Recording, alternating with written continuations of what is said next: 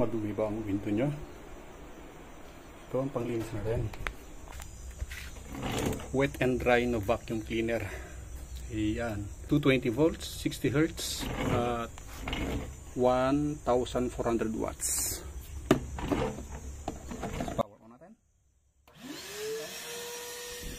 At ito ang pang-stop natin.